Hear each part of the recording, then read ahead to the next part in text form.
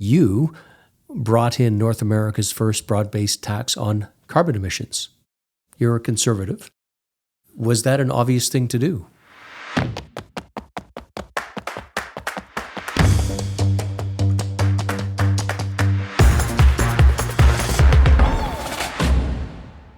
Barry, thanks for coming into Power Struggle. It's great to be here. I know that you grew up in northern BC, and I wanted to ask you what it was like growing up there in the north.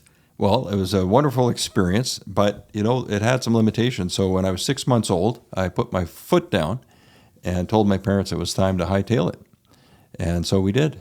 And we migrated to the Fraser Valley. So while I was born in Kitimat, I can't really claim to have spent too much of my formative years there. But yeah, it was when I was, I think, still crawling, or maybe just learning to crawl, that my parents moved to the Fraser Valley. But my brother was born there a few years before I was in Kitimat, and my dad had his first significant teaching job was there in Kitimat. Now, Kitimat in the 20th century in British Columbia was a pretty special place. It was a model company town. It had everything, all the modern conveniences, but in a very remote location.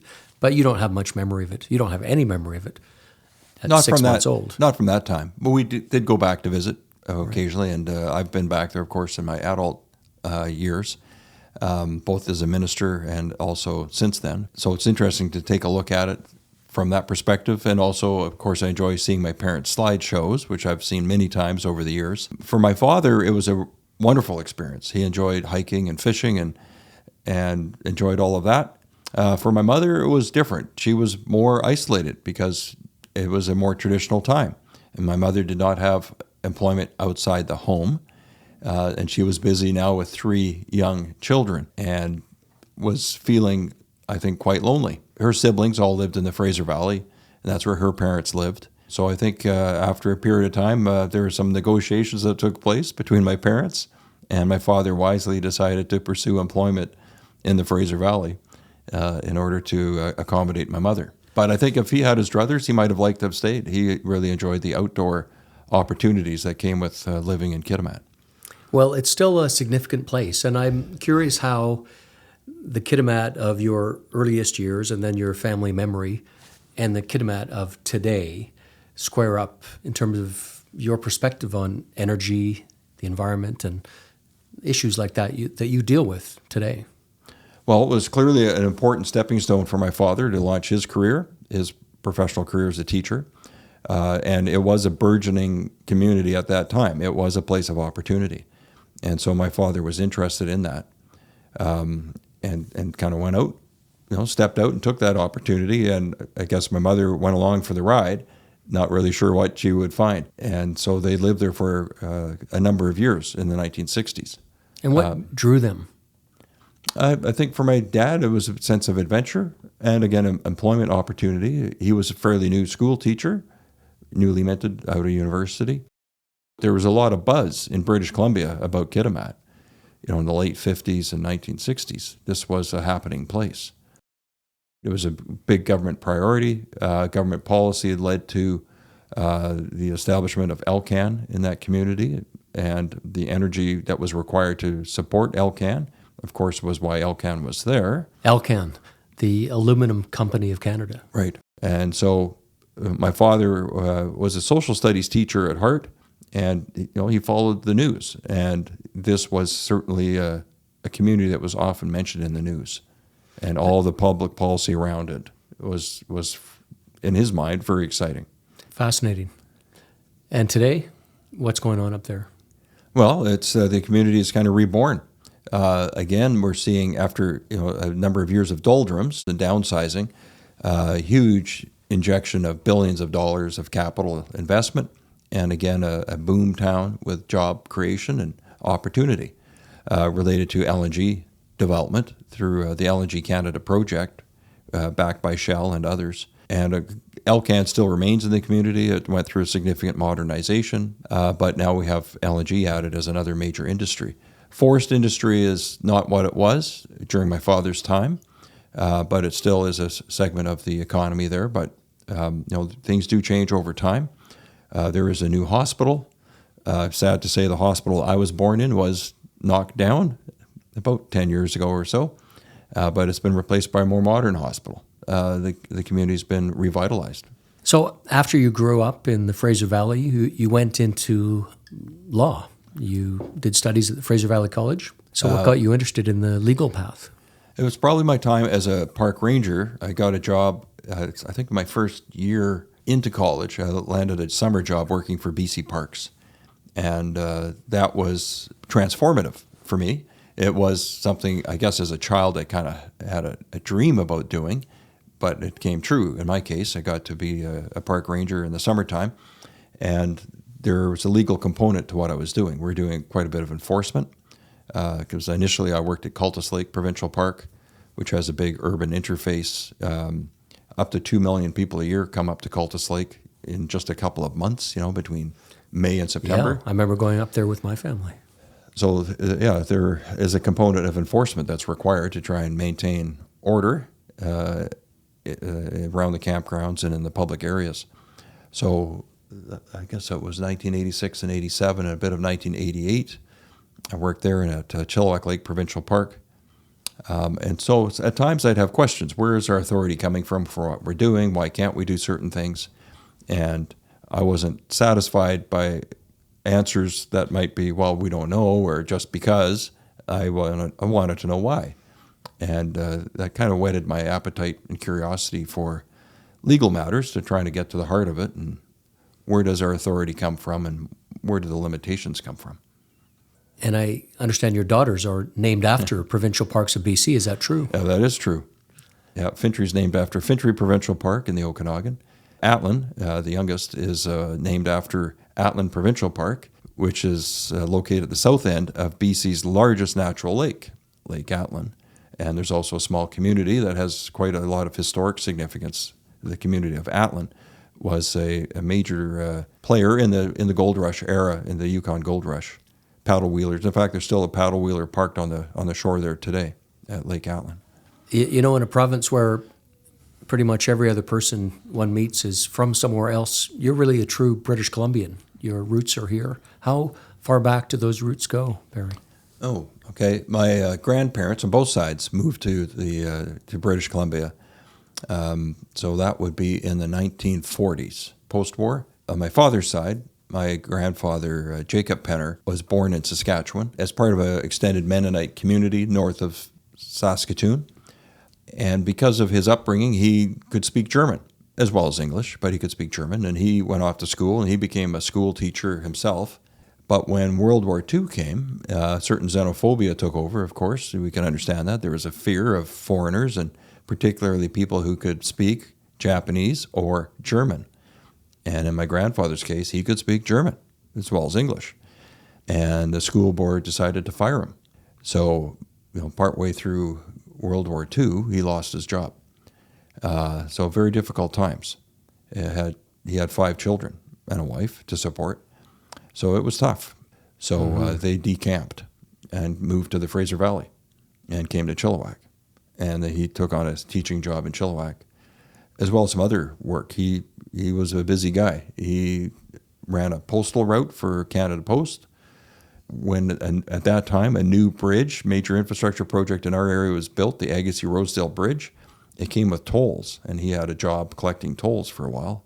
So all of this to try and make ends meet and make up for lost time in terms of income, because World War II did represent a setback for him and the family. So you got back to where your grandparents were from Chilliwack. You're still there today, aren't you? I'm still based in Chilliwack, correct. Yeah, and you went to law school, but then you made a pivotal decision in your life to go into public service. Well, in my undergraduate studies, I wasn't sure what I was going to take when I signed up my first year at Fraser Valley College. And so it was a smattering of typical arts courses, from English to geography to Canadian history, and I think one sociology course, and then political science. Oh, and economics. And I liked, in particular, both of the economics and the political science. I enjoyed geography as well. One thing led to another, and I decided to focus on political science and economics, and then did what was called university transfer to Simon Fraser University to complete a bachelor's degree in political science and economics. One of my instructors, a seminal instructor for me, was at Fraser Valley College, a fellow named Scott Fast, and he had run several times unsuccessfully for provincial office and also for federal. But he would talk about his experiences, and that made it more real. He really stimulated classroom discussion. So I think that planted a bit of a seed for me, but not a serious, I never thought I would run myself. But then I was at Simon Fraser, and one day walking down the hall, I saw a poster on the wall for the BC Legislative Internship Program, and it looked interesting, but I thought, well, look, I'm sure they have many applicants. I'm not sure I would be successful, so I did not immediately apply. Until the very last day of the deadline, one of my friends told me that he just applied and that he thought I should too. So at the insistence of Jeff Belcher, I put in an application at the last minute, and I became a legislative intern. So I had a front row seat to provincial politics, and that was a fabulous experience. What motivated you to get into politics yourself? You've been a staffer, an intern, but then you decided you were going to get into it at the age of 29. Yeah, but when the idea first crossed my mind, I could still remember where I was. I was sitting in the public gallery at the legislature watching question period, and the then opposition NDP was grilling the then faltering social credit government under Bill Vander Zalm. I remember listening to one of the answers from one of the hapless social credit ministers as he was fumbling around, and the thought went through my mind, would I be any worse than that? A fairly low bar, perhaps, but that is actually when the thought went through my mind. I thought, my goodness, I think I might be better than that. I didn't pursue it at the time, but a few years later, I finished law school, articled at a firm in Chilliwack, and then started practicing. And I went to an event in Abbotsford in support of Mike de Jong, who I'd gotten to know as a lawyer around the courthouse in Chilliwack and Abbotsford. He asked me to help him out in his campaign when he ran for a by-election for the BC Liberals. Gordon Campbell was at an event to support Mike. And after this event, a little fundraiser, I guess, out in the parking lot, I was heading to my car, and there was a guy that called me over to speak to him at his car. He was a guy that had been a legislative intern a year before me, and his name is Mike MacDonald. I've heard of that name. You've heard of his name.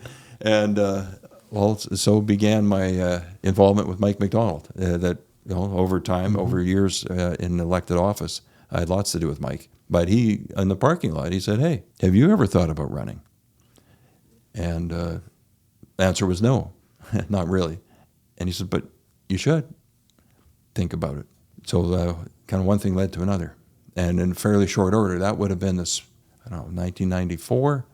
In 1995, I ran for a nomination in Chilliwack. It was a contested nomination against a sitting incumbent BC Liberal MLA, and I won the nomination. That's pretty uncommon to displace a sitting MLA in a party nomination process. What was the secret sauce there for you? On the positive side, I was local. So I had roots in the community, which is something that the incumbent MLA did not. And he didn't live in the community, and it was a problem. It was a problem for other people that were trying to access him. His office was closed for months of the year. The message came back, it's not convenient for me to come to those meetings to meet with your colleagues at the Bar Association because I don't live in Chilliwack. So as a guy that had grown up in Chilliwack and decided to come back and work there, it did rankle me that our elected representative did not live in Chilliwack and found it inconvenient to come to meet us for meetings. And then I guess the final seed was when there was a talk of a nomination meeting, and the mayor of our community was thinking about running at that time, and the local MLA organized a snap nomination meeting to try and head off a challenge before the mayor could sell memberships, because it's based on who turns out to vote. You have to be a member to vote. So the incumbent tried to head that off the pass by having a snap nomination right during the middle of session. And I knew just instinctively the party probably wouldn't like that because they want the MLAs to be focused on their job in Victoria and not worried about running a nomination battle. So I thought this is probably not good for the caucus. It's distracting from what they should be doing, holding the government to account in Victoria. And then the mayor announced he wasn't running. So I thought, well, somebody needs to provide an option. Whatever the outcome might be, people should at least have a choice. So I put up my hand, and one thing led to another. So what was a surprise for you, Barry, when you stepped into this? First of all, you secured the nomination. You then had to secure the seat in an election. What surprised you, and what should surprise us about what you learned? I was surprised at how many people were willing to step up and help. People I didn't know came out of the woodwork and put in countless hours phoning and driving around to pick up membership forms, collect $10 from people. And that was for the nomination battle. And then to give up a good part of a day on a weekend to come to a nomination meeting. And it did go several rounds because several other people then entered after I did. Then several others thought, well, maybe we'll try too. So it went a couple of rounds. So we had to hold our supporters in the meeting. There were about 1,000 people came out altogether. So it was quite a big event. We had a floor team that was organized. My former political science instructor's daughter helped organize the floor and keep people from leaving, along with my brother and a few others. So we had quite an orchestrated campaign. But anyway, that was surprising how quickly people came together. And then for the election campaign, it was kind of similar. There's a lot of support that came forward. It was based on people who knew me or my parents or my brother or my sister over the years, my grandparents. So that community, kind of the grassroots thing, it's quite tangible. It really does have an effect in politics. And I don't know if that was a surprise to me that it had that effect. I had a gut feeling that this could be done. I guess when I put up my hand, I could see the angle. This just might happen. I mean, objectively, it looked implausible. I had 12 days, I think, to sell memberships before the cutoff, maybe 10 days. And yet we did it in 10 days. We organized the numbers that we needed to win. And you won. And we won. Now what? So I was working for a law firm, and one of the partners took me out during the process, just before the meeting. And I remember him sitting me down at our first ever Starbucks in Chilliwack. And he said, well, Barry, have you thought about the worst case scenario? I'm not sure. What is that, Fred? He goes, you might win. And I thought he was joking. So you won the election. What was it like when you started that job? You had a lot of priorities. It was a reformist government. It had a big agenda of change, and you were part of that. But what was it like on that first day? Yeah, so obviously a lot of people were feeling disappointment at not having formed government. I didn't have quite the same sense of disappointment because this was still my first time at the plate, and it was still exciting and good to be back at the legislature after having been there as an intern and able to dig into issues now that I was interested in. So immediately dove into issues, some of them related to energy, air quality, forestry, parks, trade, international trade I was interested in based on my time in Southeast Asia. It was an exciting time, and yet frustrating because we're in opposition. You could still get some things done. It's a misnomer to say you can't. You have to work harder, and you have to marshal public support through the media, through other communications, and just be persistent. But if you are, you can still move the needle on various issues. Now, in 2001, you did get into government, and one of the things you did, you brought in North America's first broad-based tax on carbon emissions. You're a conservative. The BC Liberal movement is one that embraces conservatives. Was that an obvious thing to do? I described myself as a small c liberal,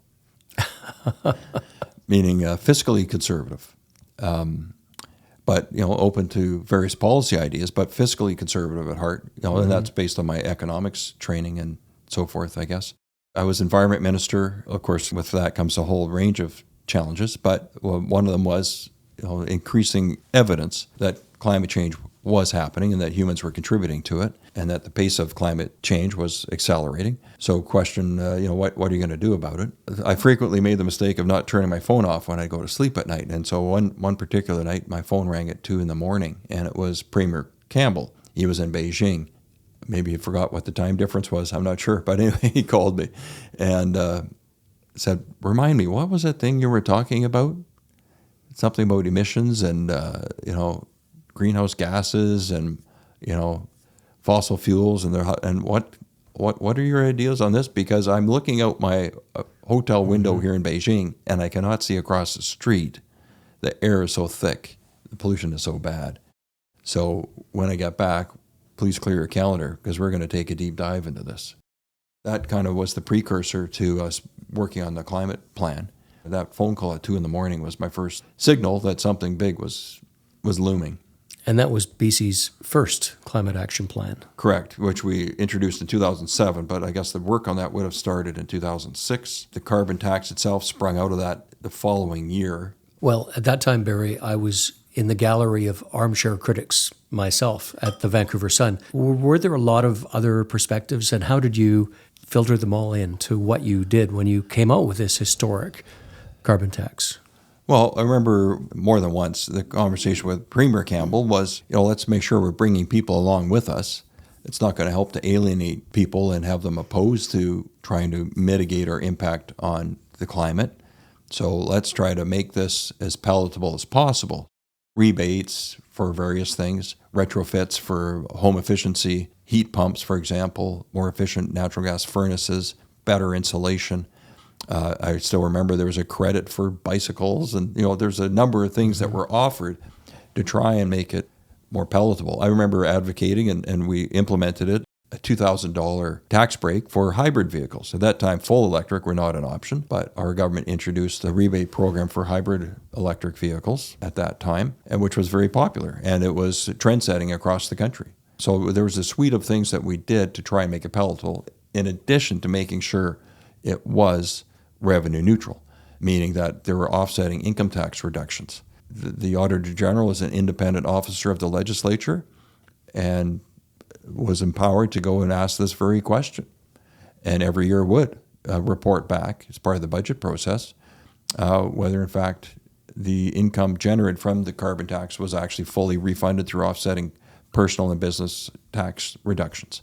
And the answer ultimately was yes. In fact, other taxes ended up being reduced by a greater quantity than the carbon tax was collecting at that time.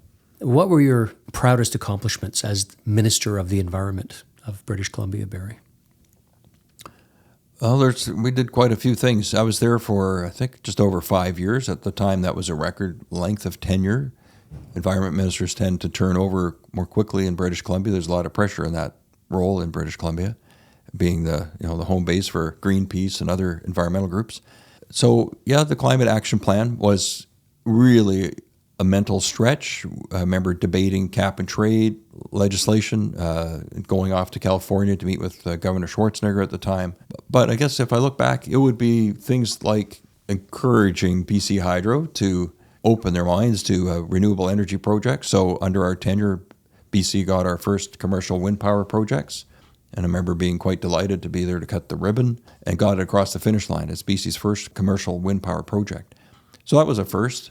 Other renewable options included run-of-river hydro projects, which provided, again, zero-emission electricity to help support the change that we're seeing in our energy transition. Our first solar power project got connected to the grid through what was then the Standing Offer program, which has been canceled by the current administration, but that Standing Offer program did result in a number of renewable projects, capturing methane from landfills and using it to generate electricity instead of just going into the atmosphere.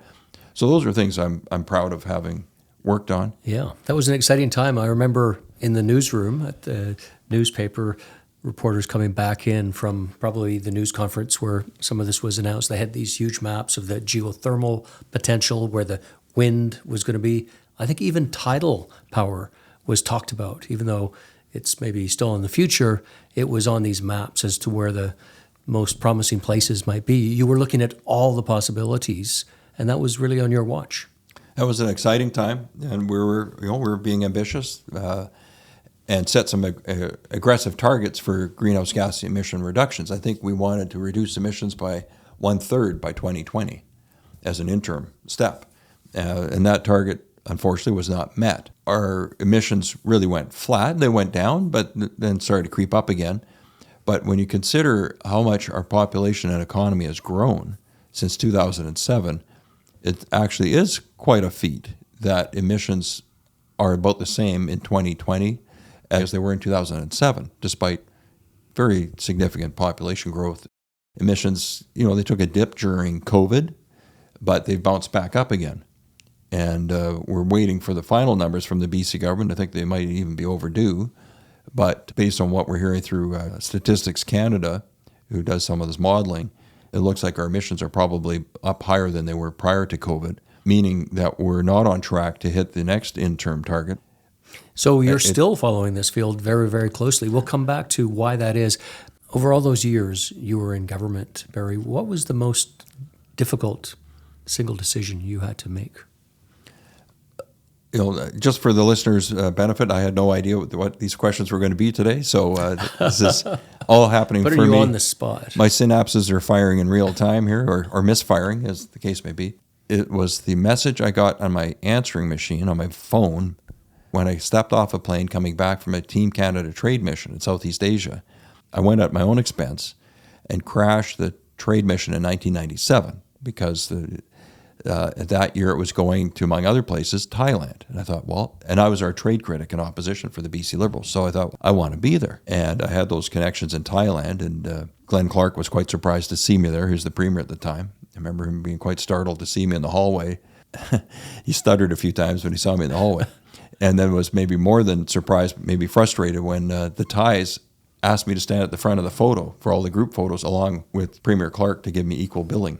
When I got off the plane coming back from the Team Canada trade mission, anyhow, I get off the plane and there's a voice message as I'm at YVR, and it's from a BC Supreme Court judge giving me a heads up that he's heard the BC government is about to announce the closure of the Chilliwack courthouse. Of course, I'd been a lawyer, practicing lawyer when I got started in all this, and so that struck pretty close to the bone. And that was just a sinking feeling. And now I'm the elected representative in opposition, and the government's closing our courthouse in my community under my watch. That was a rude return. What that then precipitated was kind of my first, I guess, real flurry of mobilizing the community into protests and opposition and a concerted campaign with lots of help from others, including the mayor of Chilliwack at the time, really spearheading this campaign in the legislature on an ongoing basis to the point where finally I got invited by Ujjal Dosanjh to his office one day and said, how do we make this stop? Because the pain was getting difficult. I'd represented, in my time, I did a number of things. I represented some people that were on legal aid, including women that were victims of violence. And a number of those people had contacted me when I was an MLA and said, you know what's happening, Barry? I'm going to have to go on a bus with my attacker to a different courthouse because I don't have a car. I can't afford transportation. I'll be on the bus along with the accused going to Abbotsford or to New Westminster Supreme Court with the very person that assaulted me. Well, we had the only BC Supreme Court seat east of New Westminster.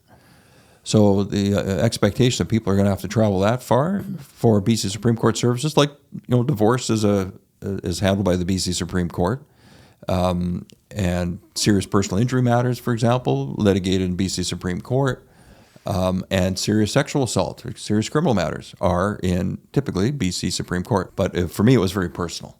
The governing party was closing my courthouse, and I was the MLA. So what was I going to do about it? So we had a rally in the rain. We had, I think, 800 people come out in short notice in Chilliwack. Large protests were not something Chilliwack was known for. It's considered mostly, at the time, agrarian, and some, we had a significant forest industry at that time.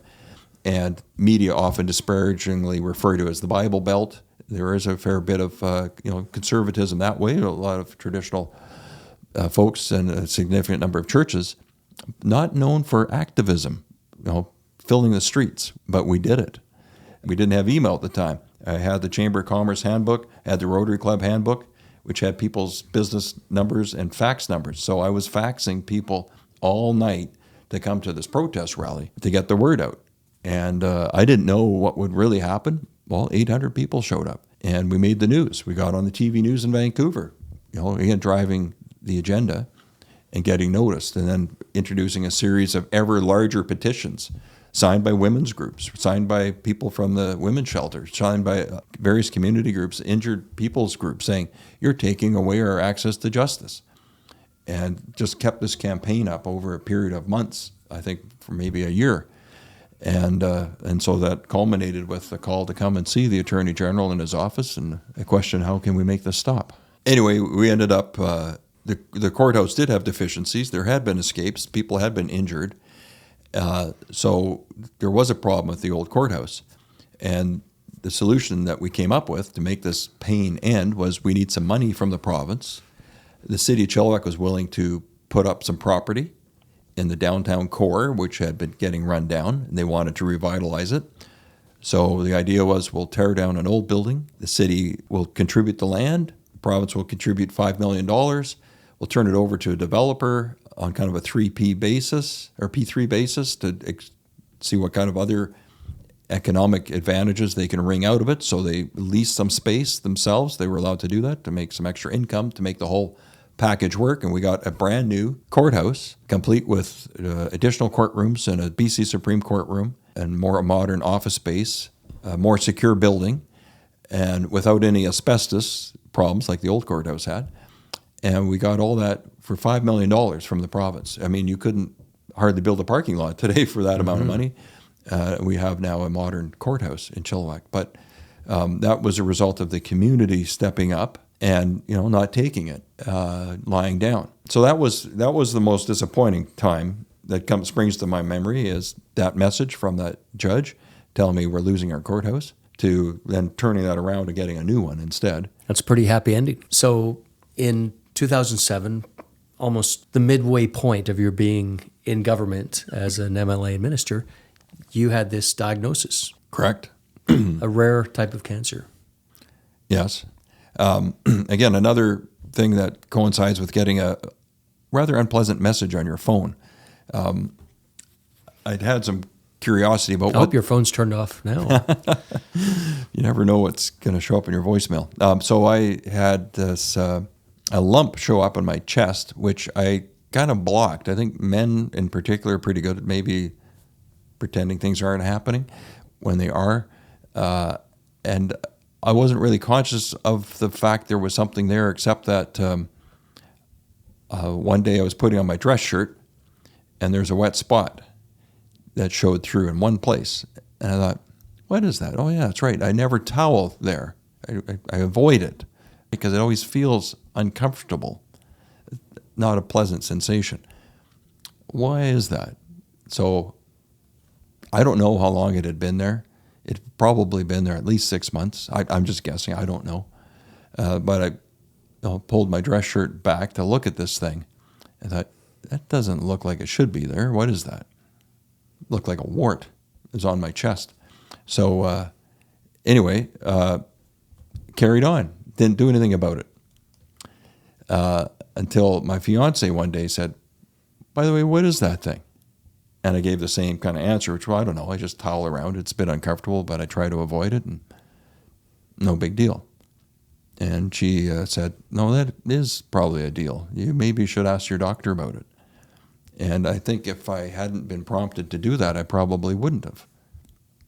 I don't know. I'm busy, just got other things on my mind.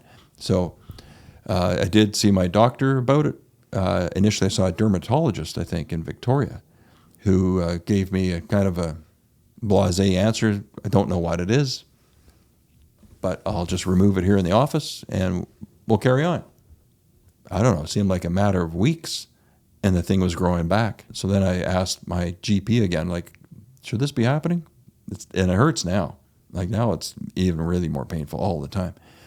And so then I got another referral and more examination and more studies, and finally it was actually apparently used as an assignment for physicians who, people have recently completed medical school and they're in their training. And one of their instructors had offered it up to 5 or 6 of them as, let's see who can figure out what this thing is. And one of them said, I think I remember this from a textbook. One thing led to another, and it was confirmed. And so I got this voice message on my phone one day at the legislature, and it wasn't, here's what you got. It was, I need to see you right away. And it's like, it's not really a message I'm used to getting from a doctor. I need to see you right away. When I walked into the doctor's office that day, and I remember thinking, my day could really change here. When I come out of this office, I might be having a very different day than I am right now. It was a sunny day, I remember. It was a nice day. But I remember telling myself, I might not be feeling the same way on my way out the door as I do right now going in. And it was true. So he told me that you're going to need surgery ASAP, and then we'll take it from there. I remember going straight back to my constituency office and because I had appointments and doing some work. But at the end of the day, my constituency assistant, Julie Brewer, very dedicated and thoughtful person, at the end of the day, she said, "Is everything okay?" She noticed something different, right? And I was trying to carry on like nothing happened. So then I told her, and she goes, "Well, what the hell are you doing here?" But I said, "Well, no, what are we going to do?" So because of the type of cancer it is, it doesn't respond well to radiation or chemo. If you're going to have a solution, it's going to come with a scalpel, which means you got to get at it quick and hard and cut as much as you can to get ahead of it. The first surgery was not successful in that regard. I found this leiomyosarcoma support group, and in there they were talking about you need to get wide margins, and the margins should be a certain number of millimeters to make sure you get clear margins on the tumor. And so I remember asking questions, what are the margins? And the numbers that came back were a lot less than what in this chat group people were saying. So the recommendation that people had was there's this doctor, I think it was Sharon Weiss in Atlanta, Georgia, and she was a preeminent specialist in leiomyosarcoma at this big university. And I thought, what are the chances she'll have time for me? But I just fired off an email and said, "This has happened to me, and here's what I'm seeing are the numbers for the margins. What do you think?" And she responded like almost instantly, "Get that sample. I need the physical sample, and you FedEx it to me, and I will look at it, examine it, and get back to you with recommendations." It took some effort to get the health system here to actually provide me my samples, which is interesting when you think about it. It's your body, but it was a bit of a tug of war to get the information and the tissue samples sent to Atlanta, Georgia. I was at a cabinet retreat when I got the phone call to call her for a discussion about her analysis. So I stepped out, excused myself from the meeting to go take that call. And she said, "You need to go back under the table and you need to go quick." So on the basis of that, I went back for a follow-up surgery. And then that time we were able to get sufficiently wide margins. And so that's why I'm still here today. What led to your decision to leave politics? Well, I'd been there at that point almost 16 years. You know, I got started early, nominated at 29, elected at age 30. So I thought, realistically, I'm going to have another act. And I thought, it'll be harder to get a job in my 50s than in my 40s. So I thought, I need to leave before I'm 50. My wife at the time and I had a child. That started changing things a bit about being away so much in Victoria and elsewhere around the province. So all this kind of culminated with the idea that maybe it was time to do something else. So off I went out into the job market and ended up with a job at a law firm then known as Davis & Company, a well-established Vancouver firm, which is now part of DLA Canada. What drew me to them in particular was their office in Japan, because I was interested in keeping a foot there and their significant practice in energy. One of the things I did with DLA was handle a seminar at the Canadian Embassy on Canada as an energy superpower and talking about the possibilities of LNG exports from British Columbia with an overview of our environmental assessment process and the duty to consult with First Nations. It was complicated to try and explain the various processes. And even when the government says it's a priority, as our government did at the time, doesn't mean it's a rubber stamp. There's still a lot of process, a lot of hurdles, and a lot of challenges. And in the Asian context, that can be a bit confusing because they think, well, if the government's in charge and the government says they want to get it done, then what's taking so long? How hard could this be? I remember at the time in journalism, I'd be around the table at a news meeting and people would ask me questions like, do you believe in climate change? And my response was, well, I don't need to believe it. It's just true. But the level of general awareness was very low in that decade when you entered politics. And now it's radically different. Everyone has a fact set on this. In China, you can see across the street again if you're visiting Beijing, but that doesn't mean that they aren't building a crazy number of coal plants and you can't see that in Beijing because you're building it way off in the countryside. We're in this incredibly conflicted time where you have raging public debates on what you do about this. Recently, you've been part of something new. Full disclosure, so have I. That something new is the Energy Futures Institute. And I just want to talk about what you see as the problem that we're addressing with the Energy Futures Institute. It's about public understanding and awareness, trying to bring people along in the discussion. Governments make pronouncements, and then they're on to the next thing. The story is commonly known that we have a shrinking media in British Columbia and elsewhere. So there's less detailed reporting and in-depth analysis than there used to be. So governments can maybe more easily get away with a few news releases and announcements and on to the next thing. And the public doesn't necessarily get a chance to say, wait a minute, what was that? Does this really add up? In the case of the energy picture in British Columbia, we have a revised GHG reduction target, which we won't hit because we're really right back to where we were in 2007 now. So the fact we haven't really moved the needle in all those years makes it unlikely in the extreme we'll do it in the next 6 months. And then by 2030, the target is 40% reduction. So that's, again, just over 5 years from now. We're expected to believe we're going to have 40% fewer GHG emissions. When after all these years of the carbon tax and other measures, we've been able to keep it level, but we haven't really taken it down. So the chances of a big reduction like that is unrealistic. But why is that? And then what are some of the prescriptions? So in order to try and get to that target, the government says, well, we can do that by greater electrification because we have this abundance of electricity. We're kind of raised to believe as our birthright that through prudent long-term planning and building of large hydroelectric dams, we have put ourselves in this position of boundless amounts of electricity that's clean and renewable. And boundless amounts of water. And water. Fresh water. And yet, I know from my time in government that that's just not true. There were still years, even when I was there, that we were a net importer of electricity, which is one of the reasons that I was a keen advocate for more renewable electricity sources in my time as a member of the legislature, because there were years we were importing electricity. And I didn't think we should be dependent on our neighbors for that, given our plethora of energy options here in the province. It is a little bit of a flashback. Information is power. And so those in power don't like to share information because they really would prefer not to share power. It's human nature. But information is power. And so to try and understand what's happening, we have to try and get our hands on information that's credible and reliable and accurate. And so that's what we spend a lot of our time at Energy Futures doing, is trying to figure out exactly what is happening. Because these numbers as presented, this story as presented, doesn't pass the smell test. Now, you're chair of the Energy Futures Institute. For the first 6 months or so of 2024, you led research into the energy system of BC, and you came up with some recommendations.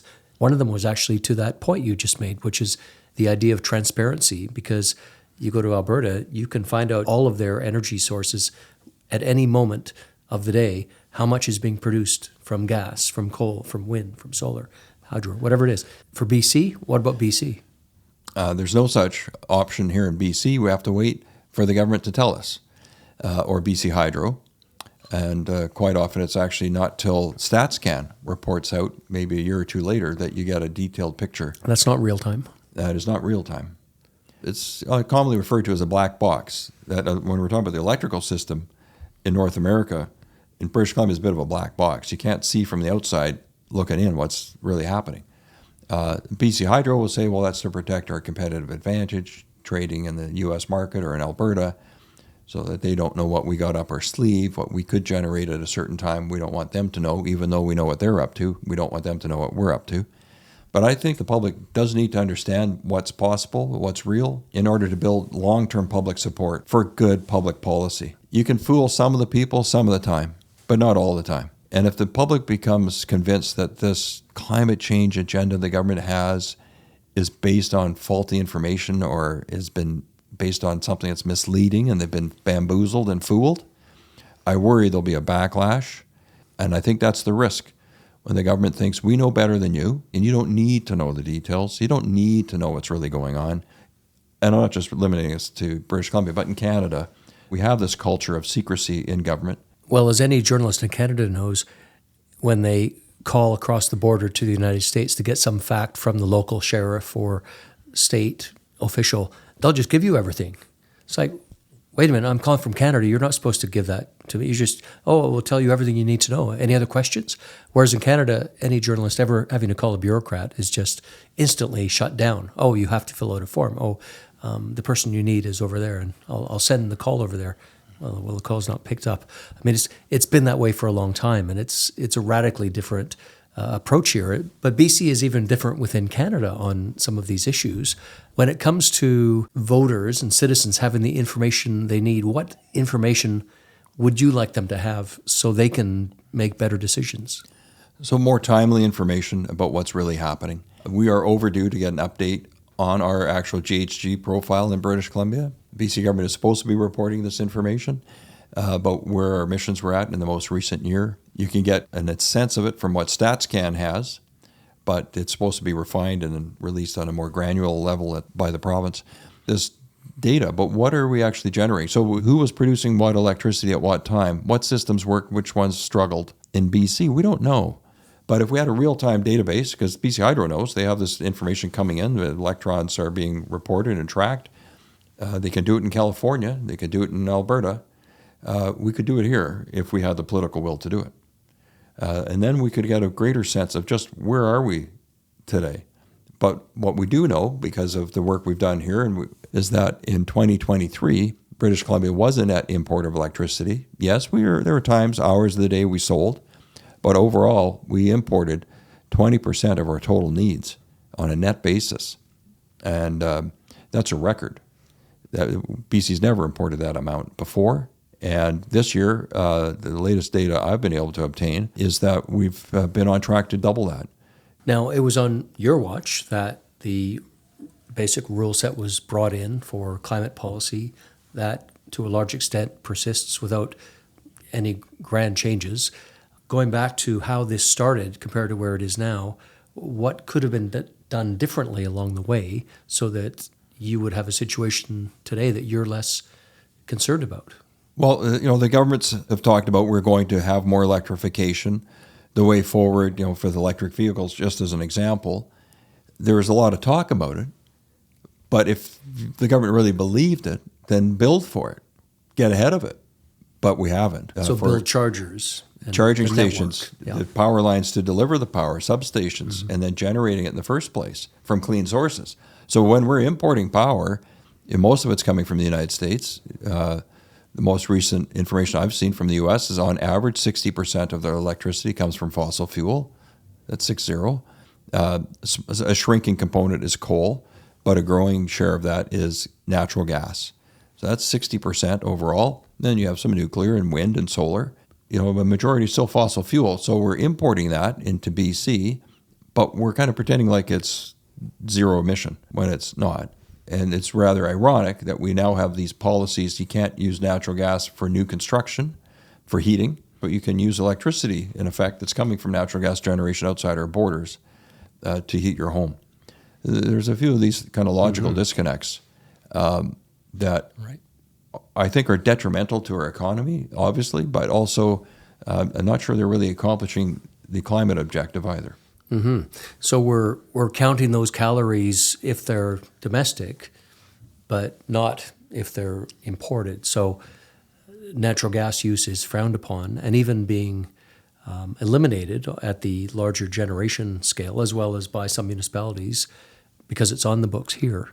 But the government monopoly that distributes electricity is perfectly able to buy any sort of natural gas-created electricity as long as it's from outside of BC without any climate accounting for that. Is that true? Yes, and without any carbon tax applying to the imports. Tax, right. Okay. But if they generate it in BC, they have to pay carbon tax on the natural gas that goes into that, but not if it's coming from Alberta or south of the border. Now, is that an argument for being able to use natural gas in BC, or is it an argument for there being only zero emissions electricity, period? It's a good question. I think we can do both.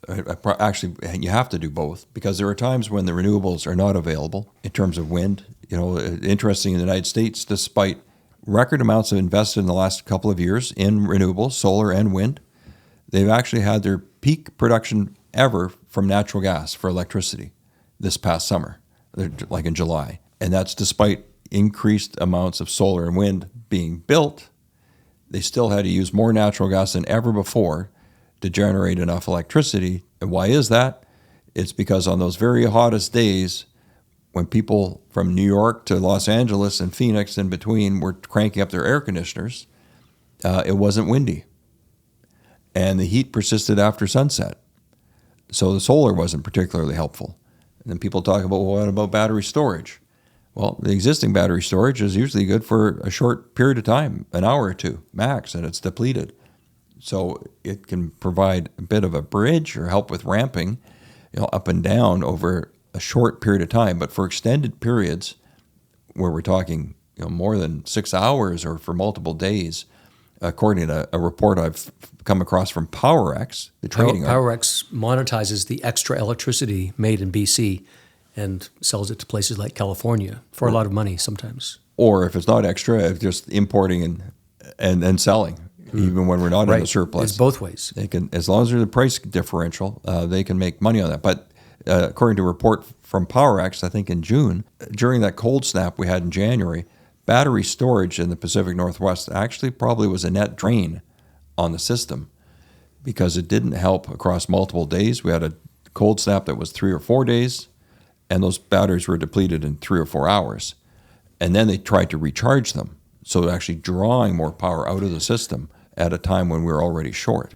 Well, let's hope that that technology improves. I noticed in California that they've seemingly extended the amount of time that they can store that midday solar so that it starts to change, not to get into the technical talk, but the so-called duck curve. How would you say EFI, that's the Energy Futures Institute, can balance the need for reliable energy and environmental concerns and affordability, which is also known as the energy trilemma, which we're sort of obsessed about at the Power Struggle podcast. Right. I think it's being realistic and leveling with ourselves that we in British Columbia, as much as we want to, we're not going to solve the climate crisis on our own.